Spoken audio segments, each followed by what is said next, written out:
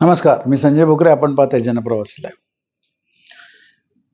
एकनाथ शिंदेचं हे प्रकरण आता बघतोय आपण. त्यांना 6 खासदार उद्धव सेनेचे जाऊन मिळाले आणि त्यांनी स्वतंत्र गट केला. त्याच्यानंतर शरद पवारांच्या राष्ट्रवादीमध्ये काय चाललंय याच्यावर आज विश्लेषण करायचं. चर्चा नक्की चालू आहे. 5 खासदारांनी स्पष्ट भूमिका घेतलेली दिसते. ही आतल्या गोटातली बातमी आहे, फार महत्वाची बातमी आहे. उद्या आपल्यातलेही खासदार 5चे 4 असू शकतात, परंतु हे 4 खासदार कोण आहेत हे फार महत्वाचं आहे. हे सांगितलंय, आपल्यातलेही खासदार जर का भाजपवासी झाले तर आश्चर्य वाटून घेऊ नका. पवार साहेब लवकर काहीतरी निर्णयाप्रत या. कारण रोहित पवार यांनी आपण काँग्रेसवासी होऊया ही भूमिका उघड घेतलेली चर्चा आता काही लपून राहिलेली नाही. पवार साहेब मात्र ऐकून घेतायत, परंतु काही निर्णयाप्रत येत नाहीत. अगदी दिल्ली दरबारी सुद्धा ही चर्चा झालेली विश्वसनीय बातमी होती. याच्या सोशल मीडियात चर्चा झाल्या, सगळीकडे बातम्या आल्या. परंतु शरद पवारांना भारतीय जनता पक्षानंच ऑफर दिलेली होती की सुप्रिया सुळेंना आम्ही मंत्री बनवतो, तुमचे खासदाराचा आम्हाला पाठिंबा मिळेल. 8 खासदार आहेत शरद पवारांचे. परंतु शरद पवारांना इंडिया आघाडी कशी सोडता येईल, त्यांची विचारसरणी, त्यांची तत्व.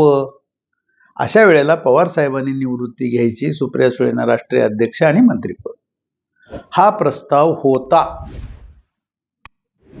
परंतु त्याच्यावर निर्णयाप्रत कोणी येऊ शकलं नाही, कारण रोहित पवार यांचा प्रचंड विरोध आहे. आपण काँग्रेसलाच धरून गेलं पाहिजे, राहुल गांधींचंच नेतृत्व मान्य केलं पाहिजे, हा हट्ट आहे रोहित पवारांचा. आणि हा बहुतांशी खासदारांना मान्य नाही, आमदारांनाही नाही. आता आमदार जास्त नाही आहेत शरद पवारांचे, 10च आहेत. परंतु आमदारांना सुद्धा आपल्या मतदारसंघात कामं हवी आहेत, कामं करून घ्यायची आहेत. खासदारांना आपली कामं मतदारसंघातली करून घ्यायची आहेत. अशा वेळेला भारतीय जनता पक्षाशिवाय पर्याय नाही. सुप्रिया सुळे या तटस्थ भूमिकेत दिसत आहेत. त्यांना मंत्री व्हायची मनोमनी इच्छा आहे, पण रोहित पवार हे ऐकायला तयार नसल्यामुळं हे घोडं पेंड खाते असं बोललं जाते राजकारणामध्ये. परंतु आता त्याला बळ आलेलं आहे. का तर एकनाथ शिंदेचं हे शिवसेनेचं आता ताकद वाढली ना एकनाथ शिंदेची. तब्बल 13 खासदार एकनाथ शिंदेचे झालेले आहेत. आता हे 6 मिळाल्यानंतर आता याच्यातनं कायदेशीर बाबी होतील, कोर्टात मॅटर जाईल, परत त्याला स्थगिती येते का आणि काय होतंय ते बघण्यासारखं असेल. कारण कोर्टाकडनं लवकर न्याय मिळेल अशी अवस्था का नाही आहे, तर आधीच्याच केसेस पेंडिंग आहेत ना. आधीचाच निर्णय नाही तर आता हा नवीन निर्णय कुठला येणार. त्यामुळं एकनाथ शिंदेचं पारडं जड झालेलं आहे. मग उद्या आपले खासदार भाजपवासी न विचारताच गट तयार झाला तर ही भीती 4 का 5 खासदारांनी शरद पवारांच्याकडे केलेली दिसते.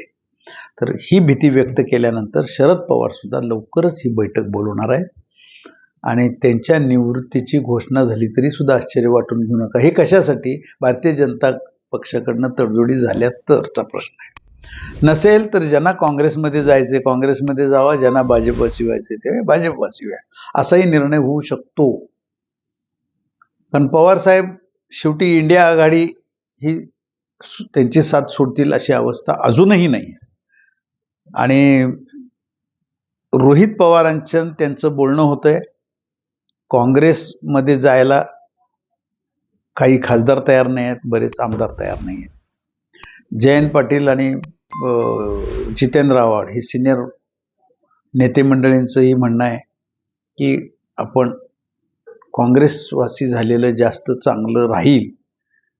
कारण भारतीय जनता पक्षामध्ये जयंत पाटील येतील हे चर्चा सगळ्या आता संपुष्टात आलेले आहेत. आता चंद्रकांत दादा पाटील जे सांगली जिल्ह्याचे पालकमंत्री आहेत आणि उच्च तंत्र शिक्षण मंत्री आहेत, त्यांनी पण म्हटले जयंत पाटलांना आता आमच्याकडं जागा नाही. गोपीचंद पडळकर यांचा प्रचंड विरोध आहे. अशा वेळेला रोहित बरोबर आपण काँग्रेसवासी झालेलं चांगलं. काही जणांचं 1-2 म्हणणं आहे असं आपलं अस्तित्व ठेवलं पाहिजे. नक्की काय होईल, पण आत्ताच्या ह्या एकनाथ शिंदे प्रकरणामुळं, उद्धव ठाकरेंची शिवसेना खासदार फुटल्यामुळं नक्कीच ह्या चर्चा चालू झाल्या आहेत आणि शरद पवार राष्ट्रवादी काँग्रेसला खिंडार पडू शकतं.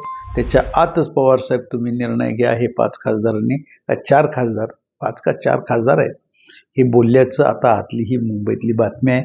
पवारसाहेब लवकरच ह्याच्यावर मीटिंग किंवा बैठक ही लावतायत आणि काय तो निर्णयापर्यंत ते पण येण्याची शक्यता आहे. बघण्यासारखं राजकारण चालू आहे. उलथापालथ होणार, उठाव होणार. सुप्रिया सुळेंना लवकरात लवकर मंत्रीपद मिळेल अशी अपेक्षा काही खासदारांना आहे, कारण त्या खासदार मंत्री झाल्या, सुप्रियाताई मंत्री झाल्या, तर या खासदारांची कामं व्हायला आणि ताकद वाढायला मदत मिळणार आहे आपल्याला. पण भाजपवासी म्हणजे भाजपवासी होणार नाहीत, ते भाजपला पाठिंबा देतील बाहेरून, असं शेवटी कळतंय. भाजपवासी तर होणार नाहीत खासदार कधी. जर का पाठिंबा द्यायचं ठरलं तर भाजपमध्ये फुटून जायचं कारणच येणार नाही ना खासदार. मग आपण बाहेरनं पाठिंबा देऊया आणि आपली सगळी कामं करूया, सुप्रियाताई मंत्री होतात. भाजपवासी व्हायचं कारणच नाही ना. हे आता त्यांचे तर्क सगळे चालू झालेले आहेत. बघूया आता काय होतंय उद्याच्या काळात. राजकारणात मात्र बरीच गडबड होण्याची चिन्ह आहे. आज इथंच थांबू, उद्या पुढच्या भागात.